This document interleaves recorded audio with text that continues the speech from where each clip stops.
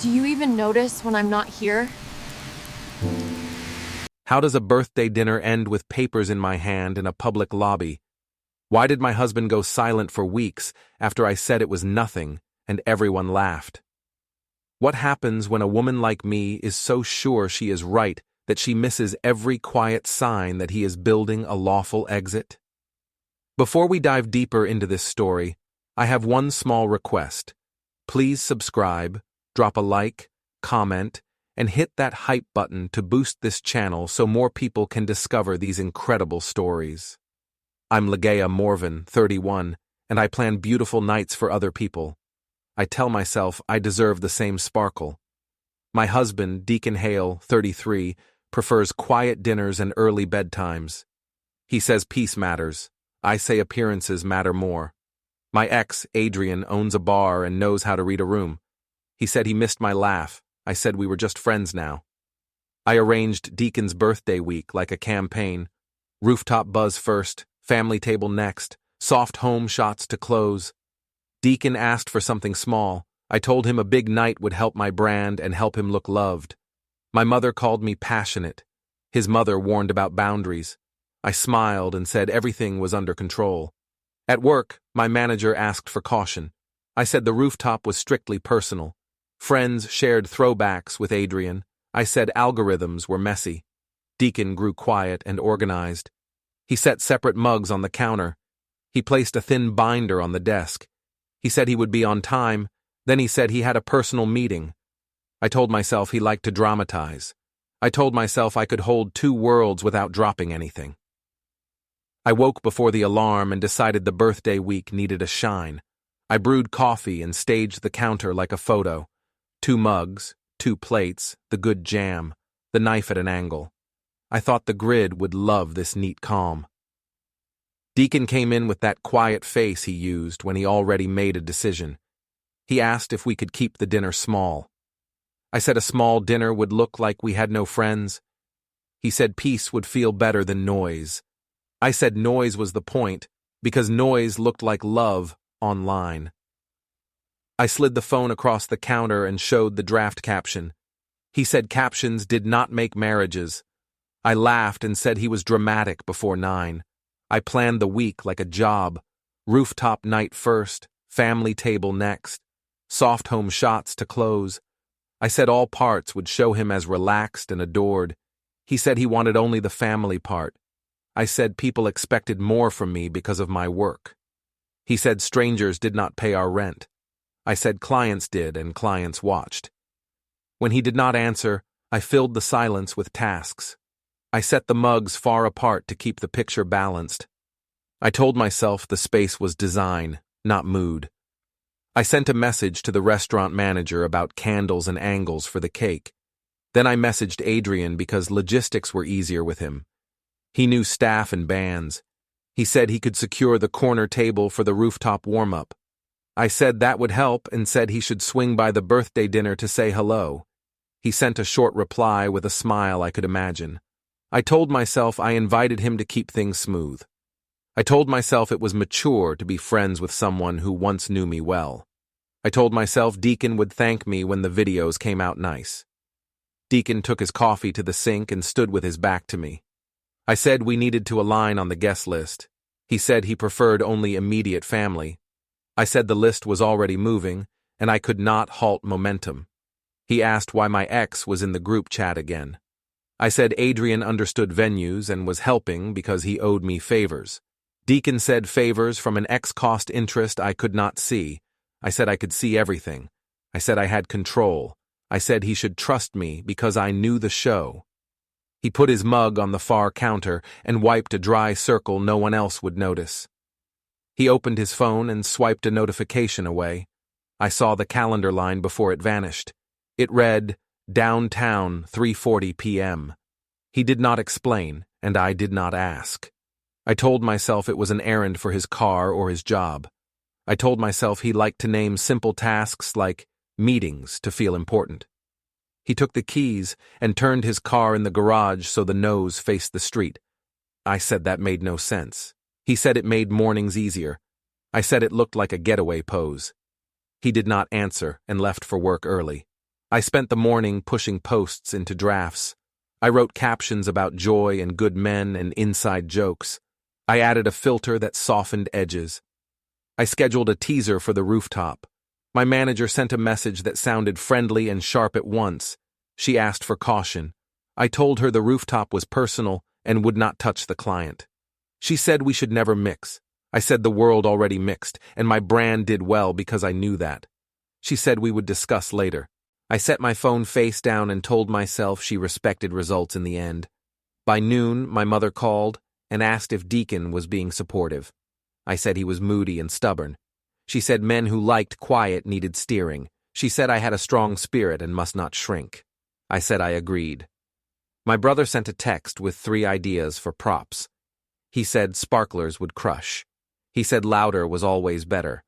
I said he was right. I told myself all this energy would lift Deacon too, like a wave catching a slow swimmer. When Deacon came home for lunch, I tried a warm tone. I said we could do a smaller rooftop if that made him comfortable. He asked why we needed the rooftop at all. I said it helped tell a story. He asked whose story it told. I said ours, of course. He watched me and did not argue. He put mail into 3 neat stacks and flipped the top piece over. I teased him for the stacks. He said order saved time. I said we had plenty of time if he stopped sulking. He said he was not sulking. He was thinking. I said thinking looked like punishment. He went to the small desk in the corner and pulled out a thin binder labeled utilities. I laughed and said he liked props too. He said bills were not props. The binder looked thicker than only bills. He slid a paper into a plastic sleeve and shut it. I moved toward him to kiss his shoulder. He closed the desk drawer, and I heard the lock click. I said he acted like I was 12 and snooped. He said he valued privacy. I said marriage had no private drawers. He said the desk was not a secret. It was a boundary. I said boundaries were cold during birthday week. He opened his laptop, and the light showed a sheet with initials and dates. I asked if work was busy. He tilted the screen and said it was fine. I leaned on the door and tried to be charming. I said he would thank me when he saw the video of the cake. He said he did not need a video to know his day. I said our friends demanded it. He said he did not ask them to. I said gratitude would be a better look than resistance. He closed the laptop with 2 fingers like he was testing if a lid fit. In the late afternoon, I checked the seating plan. I placed Deacon at the center of the long table. I placed Adrian on my other side, because I needed someone to keep the energy high while Deacon took photos with the kids. I told myself this was good crowd management. I told myself it would avoid awkwardness. I told myself Deacon would not even notice who sat where because he would be busy basking. Evening came, and the house had that paper smell from the printer. I followed it to the office. A blank page sat in the tray like a white flag. I lifted it and laughed at myself. I said the printer had a mind of its own. I said Deacon should fix it because he liked machines more than people. When he came in, he minimized a window so fast it felt like a tick. I asked if he hid birthday plans from me. He said he liked keeping some things calm. I said secrets did not make calm. Attention did. He said I would do what I wanted anyway. I said I simply wanted the best for us. I messaged Adrian to confirm his table time. He replied that he would arrive early and would not stay long. I told myself this was perfect because he could help set the tone and then vanish. I posted a countdown story for the dinner. People liked it in seconds. Talia sent hearts and said the city would watch. I believed her. I trusted the crowd more than I trusted Deacon's frown. I said to myself that a man who loved me should enjoy my light. I walked back to the kitchen. 2 mugs stood apart like they had argued. I moved them closer for a new photo, and then moved them back because the counter looked better that way. My phone buzzed with new likes and old memories. Across the room, Deacon's phone lit up on the table and flashed a quiet message before the screen went dark. It showed a note about a file uploaded successfully. I felt a small chill and then called myself silly. I said files were boring things for boring men. I said the birthday week was still mine. I reached the office early and set a tray of branded muffins by the entrance. I wanted the team to see me as cheerful and stable. I told myself this would balance any noise from the rooftop teaser. Priya arrived with a careful smile and asked if we could talk later. I said of course and added that the birthday weekend would not touch any client work. She said she hoped so. I said it would be tidy. I believed it as I said it, because tidy sounded respectable. At my desk, I drafted posts with warm colors and simple captions. I added a line about gratitude and noted Deacon's birthday in a bright font. I wrote that we were keeping it cozy, which was not quite true, but it read well. Priya sent a calendar invite for a quick word at 11. I told myself it was routine. A co-worker passed and joked about the rooftop. He asked if the ex would be there. I said it was old history and everyone was grown. He said people still talked. I shrugged and said talk was good for buzz. Before 11, I checked our team chat and saw a memory post tagging me and Adrian from 3 years ago. We leaned close in the picture, laughing. The algorithm had chosen it like a dare. Comments trickled in with fire emojis and little jokes. I wrote that it was just a throwback and thanked whoever posted it. My stomach tightened, but I told myself control meant smiling through it. I sent Adrian a message and said the memory had popped up and he should ignore the comments. He answered that people liked stories. I told him stories needed careful hands. Priya asked me to step into a small HR room. The lights were bright and the chairs were too firm. She said the rooftop looked mixed with work friends and sponsors. I said it was a personal event. She said the videos might confuse clients. I said I could keep clips separate. She asked if posting with an ex was wise before a client launch. I said the ex was not the story. She asked if I understood that everything near me became the story. I said yes because I agreed, but I did not change my plan. She asked how Deacon felt. I said he was shy and needed me to lead the mood. She said she did not want office gossip to lead the agenda. I said I would be discreet. She gave a polite nod and said she trusted results. I thanked her and decided I would make the rooftop look like a casual warm-up with no names tagged. As I left the room, a colleague held his phone at an angle and whispered that my memory post was getting traction. I said traction was normal. He said Priya hated messy traction. I said I knew what I was doing. At lunch, I went home to pick up a scarf for the evening. The apartment felt sorted in a new way. Mail sat in 3 even stacks again, but he had flipped several pieces face down. The thin binder marked Utilities sat open on the desk, thicker now. A sleeve held what looked like a summary, but no titles. I called out that I was home. Deacon said from the office that he would be a minute.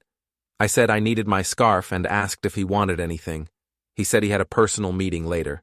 I said he sounded busy. He said he liked to clarify things. I said clarifying could wait until after the party weekend. On his laptop, before he turned the screen, I caught a spreadsheet with initials and dates. He minimized it fast. I asked if his team had audit season. He said he was catching up. I said he worked too much. He said I posted too much. I smiled and said posting paid. He did not rise to it. He looked very calm, which I found both dull and unsettling. His watch buzzed and showed meeting personal 10:15 a.m. from earlier. Then a new reminder appeared for later in the week. He tapped it away. I asked if we were still confirmed for dinner. He said he would be on time. I checked the pantry for birthday candles and posted a short clip of a box with gold sparklers. I wrote that the best nights started with light. My brother commented that he would bring a portable speaker. My mother commented that Deacon was lucky. Nora did not comment. I told myself she was old-fashioned and needed to relax. I took a selfie by the balcony and wrote that love liked momentum. I believed it for the length of the post. On the way back to the office, I stopped at the supermarket for wine and flowers for my desk. At the checkout, a neighbor recognized me and asked if the birthday was the big rooftop she saw in my stories. I said it was part of it, but not official. She asked if the man in the throwback was coming. I said people love to stir and that he was just helping with logistics. She said she hoped Deacon was okay. I said Deacon hated attention and would be fine. She nodded without smiling and asked if I wanted her to tag the bakery in her post. I said yes, because tags were always good. On the metro, 2 students scrolled through a video of last night's rooftop clips from another person's account. They whispered that I seemed to aim toward the wrong person during a chant. I told myself strangers always read the wrong signals. I adjusted my scarf and focused on the flowers in my lap. A small child across the aisle stared at the bouquet and asked his mother if it was for a wedding. I told myself every train ride looked like a film when I held flowers. My phone pinged with a message from Talia. She said the throwback was trending and urged me to lean into it. She said tension sold. I said tension sold until it broke the plate. Back at the office, Priya waved me over and said the client had eyes on my tag feed. I said it was fine and that I would place a firewall between work and social. She said firewalls leaked when friends posted. I said I had asked friends to keep things private. She said she hoped I understood the stakes. I said I did and promised fewer public angles at the dinner. She asked if Deacon was comfortable with the guest list. I said he would adjust.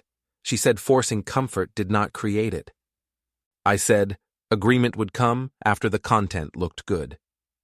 By late afternoon, the open plan floor dimmed into that quiet focus hour, and I watched my phone light with likes. I sent Deacon a soft message with a photo of the cake topper. I said he would love it. He answered with a short thanks and a thumbs up. I told myself he was shy with words. I told myself his distance was a phase, like cold air before dawn. I refreshed my tag feed again. The memory post kept climbing. At 5, a coworker walked by and mentioned a rooftop list she had seen. She asked if Adrian was actually invited. I said he might swing by to say hello, because he knew the manager. She asked if that was good for marriage optics. I said strong women could manage optics. She smiled in a careful way and wished me luck. I told myself the careful smile was jealousy. My phone buzzed with a message from Adrian. He said he would arrive early and keep it smooth. I said that was perfect and asked him to avoid obvious shots. He said he understood. I packed my flowers and closed my laptop. I told myself the day had been controlled. As I stepped into the hallway, I heard the soft ping of someone's phone spooling photos to the cloud. I thought of the binder, the spreadsheet, the quiet watch reminders. I told myself Deacon was just making lists, the way he always did when he felt small. I decided dinner would fix the story and reset everything. I took the metro home with the flowers clutched tight. When I reached my stop, my phone lit up again.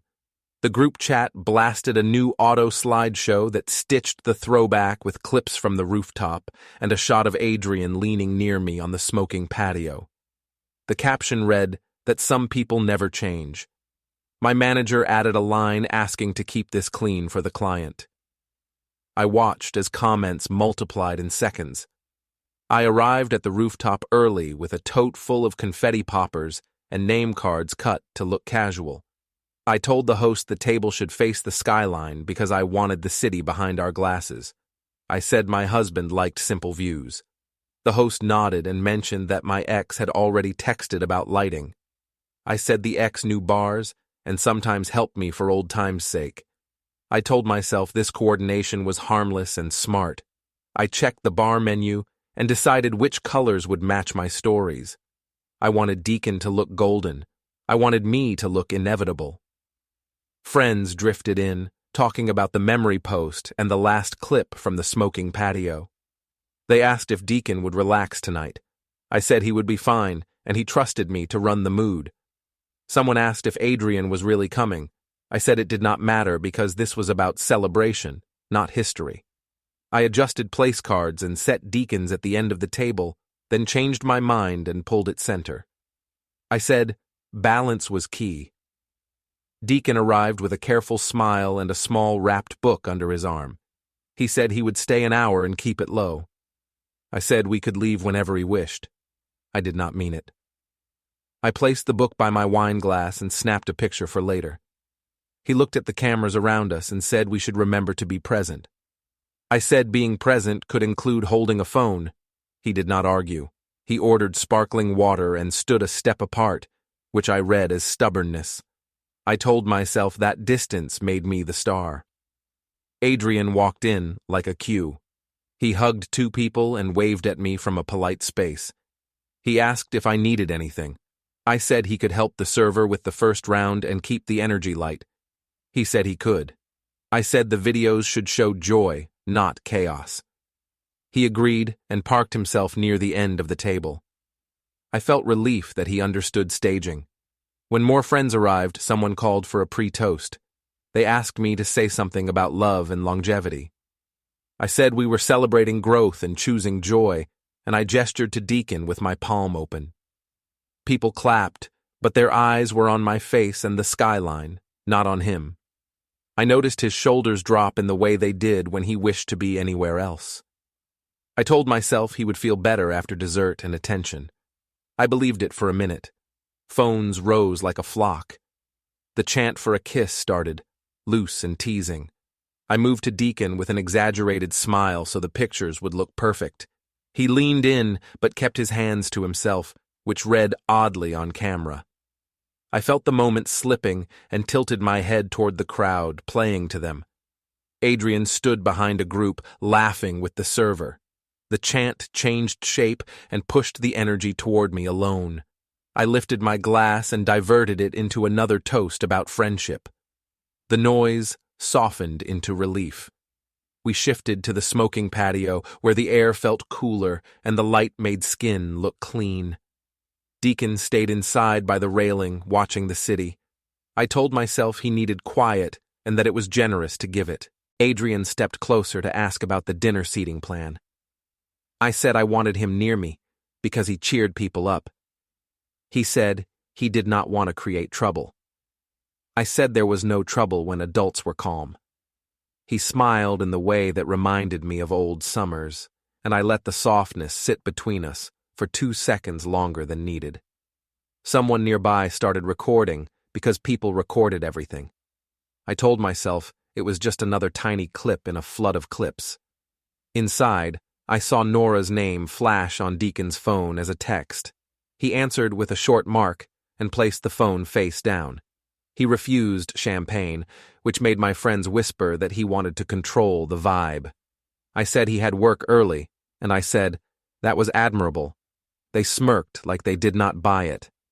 My brother shouted that the rooftop needed a bigger speech. I said the big speech would come at the family dinner. He said now was better. I said later would be cleaner. Back at the table, the server brought a sparkler dessert and placed it in front of Deacon. The cameras rose again and the chant returned, louder. I stood at his side and tried to pull him into the set. He thanked everyone in a short, formal voice and cut the dessert quickly. The chant turned to playful boos. I smiled wider and performed the rescue, telling a story about when we first met. I made the story cute and edited out every conflict. It worked for most people, but not for him. He stepped away to the railing again. When the party tilted toward Loud, I guided the group to the club's patio so the main area would calm down. Adrian carried the dessert plate and set it near me. He asked if I was okay. I said I was fixing the mood because that was my job.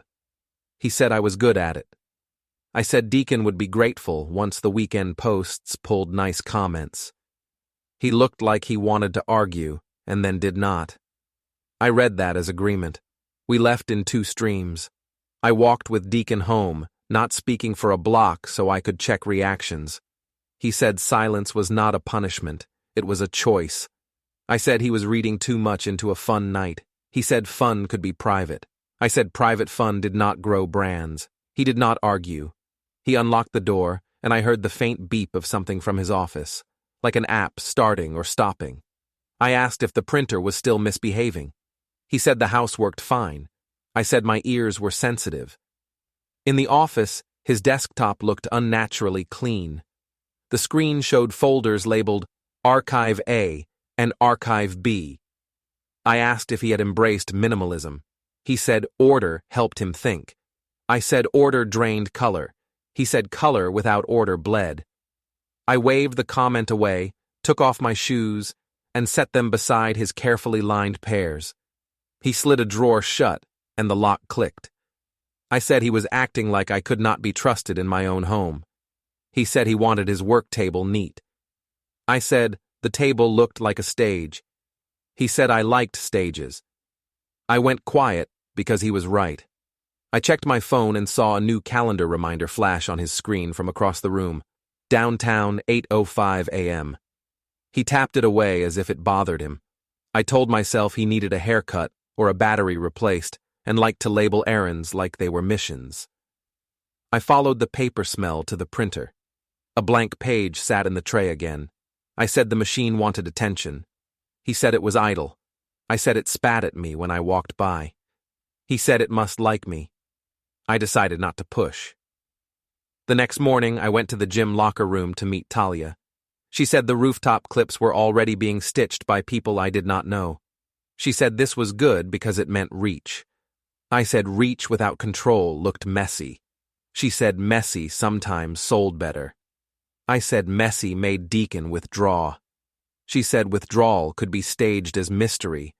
I did not like that line, but filed it away. 2 women near the mirror whispered that I had leaned toward the wrong man in a toast. I said, people always misread focus shifts. Talia said I should post a cheerful couple shot that night to reset. I said I would think about it. I changed my top and checked the comments again. A stranger had slowed a clip to make a point about my eyes. I told myself strangers projected their own lives onto mine. I told myself I was still steering. When I reached the stairwell at home that evening, Deacon was already there with his hand on the railing. He said he was going to read and rest. I said we needed to review seating for dinner. He said seating would not save what needed honesty. I said honesty was boring content. He looked at me in a way that made me blink first. He went to the guest room and left the door almost closed. I arranged candles in the kitchen and took a photo of the flame reflected in the window. I said this was the glow we deserved. Online hearts popped like popcorn. I held my phone at the right angle and breathed. Then the sound of a crowd from last night returned in my head, louder than it had been in the moment. I reached the family restaurant early and checked the long table. I told the host that the center should be open for cake shots and that candles had to arrive already lit. I said I wanted sound to stay high because silence killed reels. He nodded and asked about seating. I said I would place cards myself.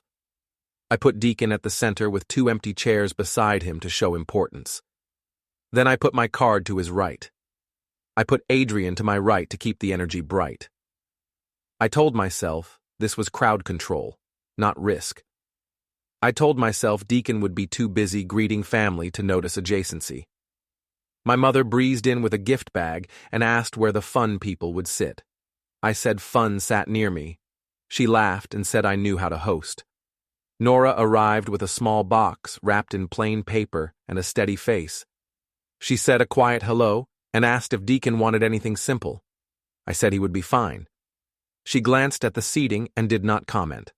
Rowan rolled up with a speaker and 2 friends. He said the room needed more volume.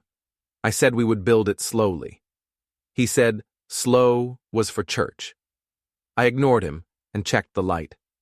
Deacon came in 5 minutes later, clean and careful. He greeted my mother first and thanked her for being early. He hugged Nora with a longer squeeze than usual. He asked if he could sit at the end for a bit to watch arrivals. I said the center looked stronger on camera. He said he would move when cake came out. I said the center was better from the start. He did not push. He placed a wrapped book by his plate and straightened the cutlery, which I read as nerves. I told myself I would handle the nerves by telling a funny story about our first apartment. Adrian arrived exactly on time. He said he would keep it low and stay out of photos if that helped. I said being natural helped most. He nodded and greeted Deacon with a neutral handshake. Deacon held it for the correct length and then stepped back. I saw the server measuring the chemistry the way service people always did. I smiled to tell her everything was normal. She smiled back with her professional face. Guests filled the table. A cousin asked if the rooftop clips were as wild as the comments. I said comments always lied. Someone joked about chants. I laughed and said chants were cute and people loved tradition. I lifted my glass and asked for a cheer for birthday week. Deacon thanked everyone for coming and said he was happy to see family together. I said he was too modest about his new book club and told a story about him picking titles by weight. People laughed. Deacon smiled, but did not add a joke. Food arrived, and the middle of the table turned into a small market of plates. I leaned to share a sauce with Adrian because the server had placed only one. Our hands brushed. I told myself it was nothing. Under the table, I felt his knee press near mine as people passed bread. I stayed focused on telling a light story. I said that Deacon always read reviews for toasters like they were novels. People laughed again. I watched Deacon's face settle into that smooth mask he used for hard rooms. During the second course, Adrian's hand shifted under the table and rested near my leg. I did not move. I told myself stillness kept peace. I told myself it was not real if I did not look at it. I told myself I was present for my husband while I kept the room happy. I dipped a spoon into the shared dish and offered it across to Deacon with a bright line about sharing. He thanked me and took the spoon. Nora watched my forearms and then looked down at her napkin. My mother asked for a photo of the three of us at the center. I said later was better for light. Rowan stood and started a half-silly toast about love and stubbornness. He said couples needed sparkers and sometimes third wheels to push a smile. People hooted. I smiled and said friends kept us young. Deacon raised his glass with everyone else and said, "Thank you again," short and neat. Adrian's hand moved a little like he was testing me. I kept smiling and touched my necklace to look busy. A server arrived with the cake and sparklers. Phones rose and voices made a chant for a kiss. I turned to Deacon and held the knife with him. He cut the first slice and thanked me for the work. The chant shifted unevenly. I felt Adrian's touch under the table again. I said to myself that this was only warmth and not betrayal. I said to myself that the video needed brightness, not drama. Deacon looked at the table, then stood. He thanked everyone for coming. He said he had enjoyed seeing family and was glad we all made time. He placed a bill in the check folder and said he needed to leave early. My mother asked if he wanted dessert to go. He said he was fine. He left the wrapped book by his plate. The room went tight in a soft, public way. People tried to keep eating. I laughed and said he had an early start tomorrow and hated sugar late at night. Nora set down her fork and asked if he was okay. I said he was just shy about noise. She said he liked honesty. I said honesty was happening. Rowan lifted his phone to keep the party moving. He said after party at the bar sounded perfect. I said the dinner was family time and we could relax. He kept recording anyway. When the check came, I grabbed it fast. Deacon had paid his half. I said he liked to split because he was casual. A cousin asked if everything was fine. I said everything was perfect. Priya's text appeared right then, asking if this was the clean part or if more rooftop was coming. I hid the phone and told myself she would calm down once she saw the reel. I praised the food and started a game about favorite memories of Deacon. People told small stories that sounded true even in the noise. After the party, I told Adrian he could head out and that we would do a short walk to the park to help the kids settle. He said he would leave now to avoid gossip. I said that was wise. He stepped away without touching me again. I told myself this restraint proved I had control all along. I led a few relatives and Nora to the small park around the corner. The air was cooler and the swings creaked. I felt a little empty inside my show voice, but I pressed the smile back into place. Evie ran to the swings and asked if Uncle Deacon was in trouble. I said adults had busy days and he was resting. She asked why he looked sad when the cake came. I said he had a headache and loved her very much. She nodded in the obedient way children do when they do not believe you. Nora stood near the gate and watched the street. She said in a low tone that we would all be better with fewer cameras. I said cameras were how people stayed connected now. She said connection did not need an audience. I said the world had changed. She did not answer. At home later, the apartment had that faint, warm smell of paper and plastic. On Deacon's desk, a small, sticky note lay near a pen. It read, "Bring forms." My stomach flickered, like a light catching dust. I opened the gallery on his tablet to find a video angle, and a photo of a document sat between birthday pictures, cropped so the text was unreadable. I told myself it was nothing important. I told myself he had paid a bill and wanted a receipt. I told myself he had left the wrapped book because he was forgetful. I posted a reel saying the night was perfect, and wrote that love was a verb. Comments started asking why he left early. I typed that he had an early start. I added a heart. Then I closed the app and stared at the blank page still in the printer tray like a pale coin. I woke to a row of comments under the reel asking why the birthday boy looked absent. I replied with polite lines about early mornings and gentle routines. Then I closed the app before my hands shook. The kitchen looked staged but tired. 2 mugs on opposite counters, like a tiny map of distance. I moved them close for a photo and then put them back where they had been, because the truth always creeped back into the frame. Deacon passed behind me with a nod and said he would take the guest room for a while so I could sleep without his schedule. I said that sounded dramatic. He said it sounded practical. I said practical during a celebration week felt rude. He said he would not argue. He took a folded blanket and closed the guest door quietly, leaving it a finger's width open, as if air still needed to move. At work, Priya asked for a follow-up in the HR room. She said the client team had seen the rooftop clips compiled by strangers. I said strangers made messy edits and did not respect context. She said context did not save outcomes when perception led. I said I could post a cheerful couple photo at the park later. She said the dinner already looked crowded with subtext. I said this weekend would end clean. She said to keep the brand off all public romance.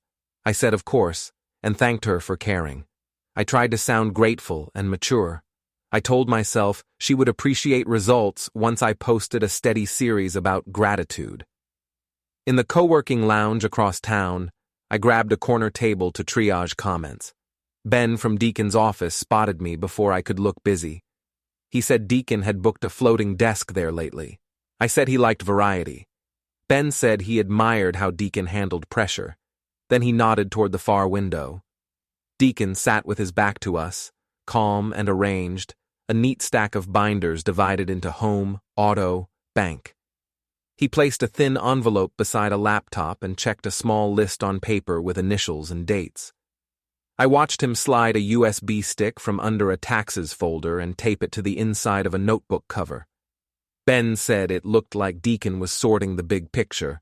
I said we were organizing bills because adulthood demanded it. Ben said he respected order. I changed the subject and asked about the coffee in this building, then I laughed a little too bright. I stayed hidden in a corner and drafted a Notes app apology with soft words about misunderstandings and noise. I wrote that my husband loved peace and that friends sometimes pushed energy too far. I added a line about growth. I read it twice and deleted the whole thing. I told myself apologizing in public gave away the frame. I told myself a better strategy was a sunny home clip of candles and a movie night caption. When I looked up, Deacon stood near the elevator with Ben, speaking in low voices. Deacon checked his phone. An alarm lit the screen that read, "Paper drop, 11:20 a.m. He dismissed it without a glance. He put on headphones and said something brief to Ben, who gave a small thumbs up. I watched the elevator doors close on both of them and felt a small vacuum in my chest. I went to the supermarket to pick up flowers and lemon cake, thinking that sweetness would reset the vibe. The cashier recognized me and asked if the birthday dinner had ended early because of the child's bedtime. I said yes and kept my eyes on the scanner. She said she had seen a video where the toast seemed pointed. I said cameras turned everything into a plot. She said she hoped Deacon felt celebrated. I said he did and smiled in a way that ended the chat. Outside, I messaged my mother and said Nora's silence had turned the family heavy. My mother said Nora always preferred quiet punishments. She said I should give Deacon time to cool. She said men returned to normal when life looked normal again. I said I would make normal beautiful. Back home, I placed the lemon cake on a simple plate and lit a single candle to practice a photo. The apartment felt vacuumed of a certain softness. The guest room bed had a fresh fold in the cover, the kind a hotel makes right at check-in. The office smelled faintly of warm toner, like last night. On the desk, a clean file tree glowed on the laptop, Archive A and Archive B, plus a message thread titled Follow-up. I heard low steps in the hallway and minimized the window I had opened to check our shared calendar. Deacon knocked on the doorframe and said he was heading out for a bit. I asked where. He said personal. I said this secrecy felt childish. He said he was trying to keep things calm and clear. I said clarity could wait until after my campaign finished. He said he did not remember joining a campaign.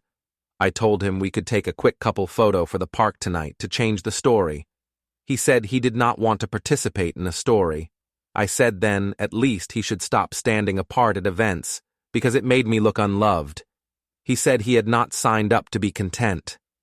I said marriage was content now, whether we liked it or not.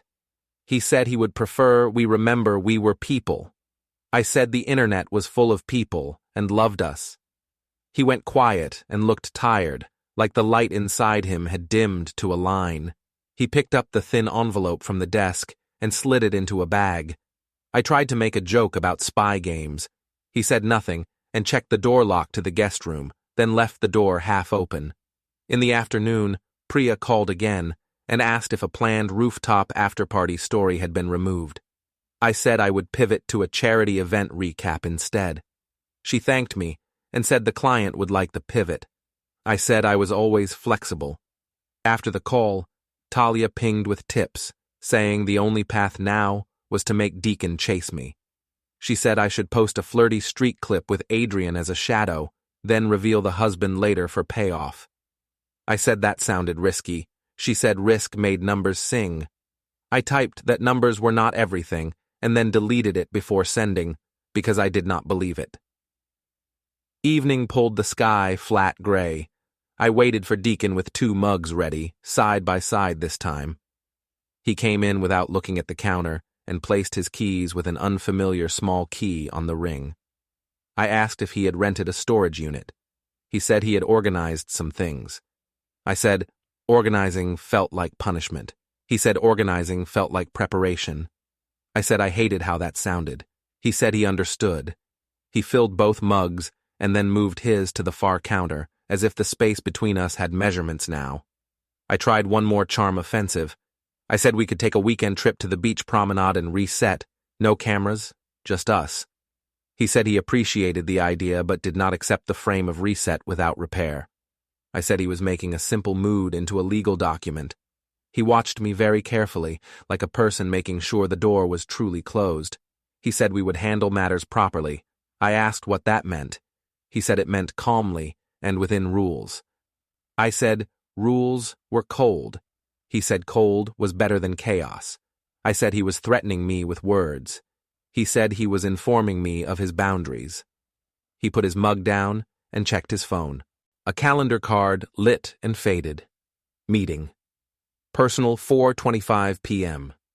He set the phone face down and said dinner would be on his side of the counter tonight. I said I could not eat with that tone in the room. He said I could take the evening for myself. I said I would go for a short walk to clear the air. He said that sounded wise. I stood very still, then moved toward the door because stillness felt like surrender. On the landing, the hallway light hummed. A neighbor's footsteps paused outside, then continued. I held my phone in my palm and opened the camera, framing the empty stairwell like it was my set. I closed it again, because the world felt suddenly crowded with lenses. When I came back in, the guest room door was shut, and the office screen showed a cloud sync pop-up that read "File uploaded successfully" before it faded to the clean desktop. I entered the office tower lobby with cupcakes for Priya's team. The marble echoed. Deacon stood near the directory. A man stepped to me and said words. He handed an envelope. I read petition and temporary orders. It said we must keep assets. He had guest room and car schedule and a hearing date. Security watched. Priya looked down from the mezzanine. I said it was a mistake. The server said service was complete. Deacon said he would keep it lawful. The printer at the desk spooled and spit a blank page. The revolving door turned and did not return. Don't forget to hit like, subscribe, and turn on the bell so you don't miss the next story. Write in the comments from which city you are watching.